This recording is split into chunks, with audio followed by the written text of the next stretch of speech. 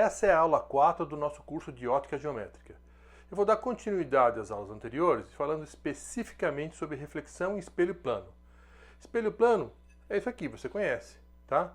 O que a gente vai fazer é formalizar o estudo dele. Como é que a gente faz? A gente vai sempre estudar ele assim de lado. Um lado a gente considera que tem espelho, outro lado não. Como é que eu vou representar isso? Com uma linha reta e de um lado que não funciona, que não é espelho, eu ponho a pestaninha, ponho esse traçozinho aí que você está vendo. Legal. Então como é que funciona? Lembrando da reflexão.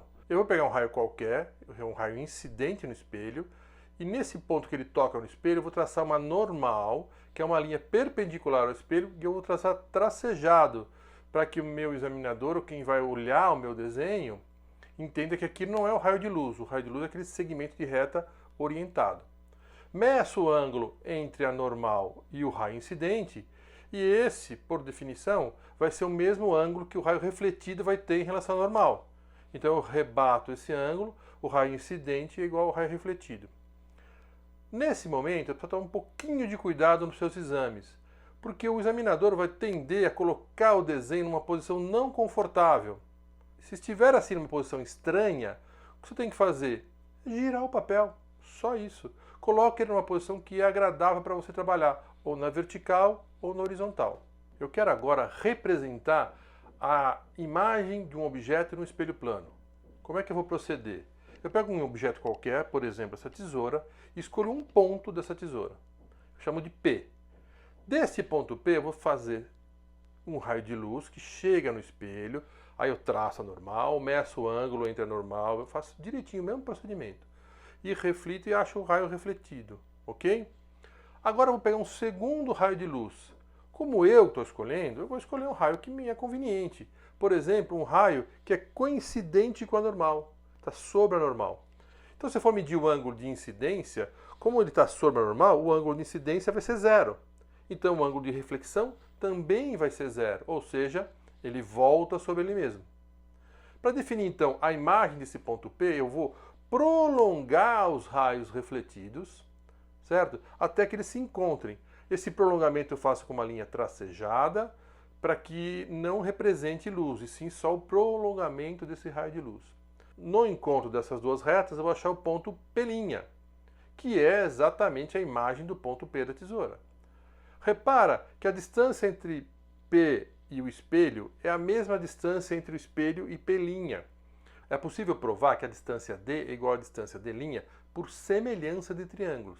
Sabendo disso, quando você precisar desenhar a imagem do objeto em frente ao espelho, é só desenhar ele refletido, literalmente. O que está perto do espelho vai ficar mais perto e o que está mais longe vai ficar mais longe, ok? Importante também classificar esse tipo de imagem. Esse tipo de imagem a gente chama de imagem virtual. Por quê? Ela não pode ser projetada, eu não consigo pôr ela numa parede como um cinema, né? Além disso, quando eu estou formando a imagem, você consegue identificar que é uma imagem virtual porque ela não é formada pelos próprios raios de luz, e sim pelo prolongamento deles. Então isso caracteriza uma imagem do tipo virtual. Uma pergunta possível é: todo objeto que está em frente ao espelho tem uma imagem? A resposta é sim, ele tem uma imagem. Aí você fala, por que eu não consigo ver, então, todos esses objetos? Porque depende da posição que você está em relação ao espelho. Se você é um observador, a posição que você está em relação ao espelho vai determinar o campo visual, ou seja, a região do espaço que é visível utilizando o espelho.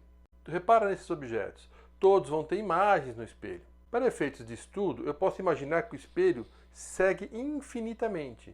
Então, todos os objetos em frente ao espelho vão ter a sua imagem, lembra daquele tipo? Refletida. Tá? Ou a gente pode também chamar de enantiomorfa. É muito mais difícil aparecer esse termo, mas é um termo possível, enantiomorfa. Eu tenho que escolher um lugar para o observador. Então, o observador está aqui. O que ele vai ver? Ele vai ver, usando o espelho, raios refletidos. Então, eu vou pegar raios refletidos de um extremo do espelho até o outro. Esse é o limite que ele pode ver. A partir daí, eu traço a normal.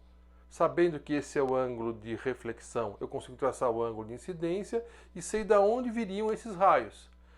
toda essa região do espaço, existem raios de luz possíveis que chegam no espelho e vão até o observador. Então, só os objetos que estão nessa região seriam visíveis para o observador, o que eu chamo de campo visual. Mas na hora de uma prova, fica muito complicado você traçar normal, medir ângulos. Qual seria o truque legal para se fazer, quando possível? É colocar ou imaginar o observador dentro da região do espelho, que eu vou chamar de observador linha, e que, a partir das bordas, eu vou traçar retas, que chegariam nesse observador. Esta região, repara que é a mesma região definida anteriormente. Então fica muito mais fácil definir o campo visual usando esse truque. Como a gente vai proceder o estudo quando alguma das coisas envolvidas está em movimento? Por exemplo, o objeto se movendo em direção ao espelho uma distância x. Se ele se mover uma distância x em direção ao espelho, a imagem dele também vai se mover em direção ao espelho uma distância x. Se ele tem uma velocidade v, v' vai ser igual a v em módulo, mas tem sentidos opostos em relação ao espelho. Se acontecer agora ao contrário, o objeto se afastar do espelho uma distância x, a imagem imediatamente vai se afastar a mesma distância x. De novo, a velocidade v' da imagem em relação ao espelho vai ser igual em módulo, tá? Agora vamos pensar num caso em que quem está se movendo é o espelho. O objeto está parado e o espelho se move em direção ao objeto a uma distância x. A nova distância do objeto em relação ao espelho agora é 2x. Então a distância da imagem em relação ao espelho passou a ser 2x também. Então, percebe que enquanto o espelho andou uma distância x, a imagem andou uma distância 2x. Então, em relação ao observador, o espelho tem uma velocidade v e a velocidade v' é 2 vezes o valor de v. Ok? Por quê? O espelho andou uma distância x no mesmo intervalo de tempo que a imagem andou uma distância 2x. Então a velocidade é o dobro. Para fechar, vamos escrever um resumo. Primeira coisa, a distância do objeto ao espelho é igual à distância da imagem ao espelho. Mas cuidado, isso é medido em relação à perpendicular do espelho. Se mede a distância perpendicular ao espelho. Segundo, o campo de visão ou campo visual é determinado pela posição do observador em relação ao espelho. Eu preciso sempre saber onde está o observador e determinar a partir daí o campo de visão. E terceiro, cuidado com sistemas em movimento. A velocidade pedida vai ser sempre relativa, uma coisa em relação à outra. O espelho em relação ao objeto ou em relação à imagem, a imagem em relação ao objeto e assim por diante. Então, presta atenção na pergunta. A velocidade de quem em relação a quem? Do espelho em relação ao objeto, do espelho em relação à imagem ou da imagem em relação ao objeto? Existem sempre essas possibilidades de pergunta. Valeu, tchau!